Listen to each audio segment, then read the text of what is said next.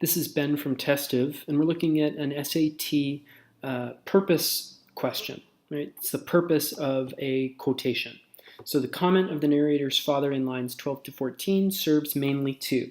All right, now the thing to keep in mind when we're looking at a question like this is the comment might do more than one of these things in the answer choice, but we're looking at the primary reason for its inclusion.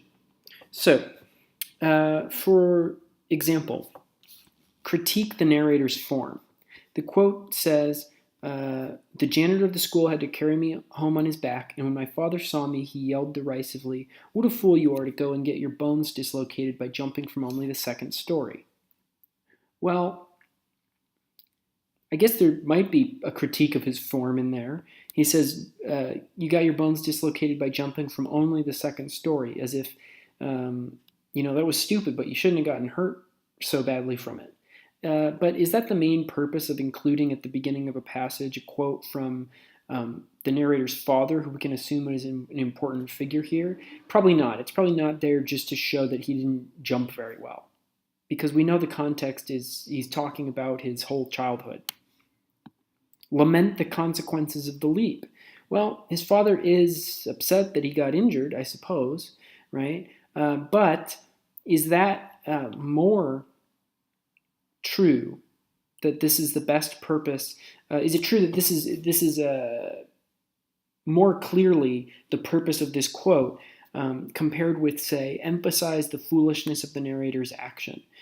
Emphasize the foolishness of the narrator's action includes within it lamenting the consequences of the leap, right? It's foolish to do that and get hurt from it. Those would be the consequences, but it's also a broader statement about the purpose of,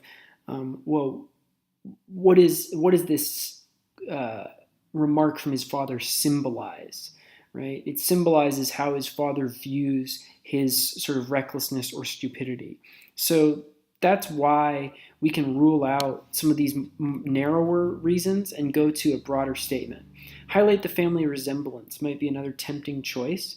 It's a little tempting because we're wondering, when the father says, you got injured by jumping from only the second story, we're kind of thinking, well, is the father kind of making fun of him for not being more reckless or something?